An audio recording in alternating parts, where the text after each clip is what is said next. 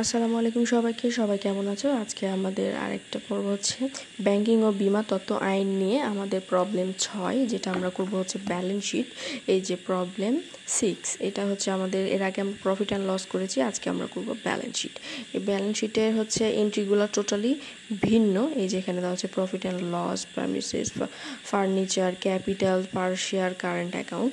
প্রথমে আমরা করব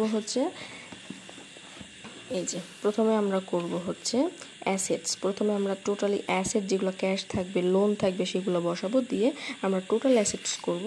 এই যে আমাদের টোটাল অ্যাসেট 4,82,43,45,000। তারপরে আমরা করব হচ্ছে লাইবিলিটি, স্টক হোল্ডার। প্রথমে আমরা ডিপোজিটের করব, তারপরে লাইবিলিটি, তারপরে শেয়ার হোল্ডার। এই যে সিরিয়াল এভাবে বসাবো।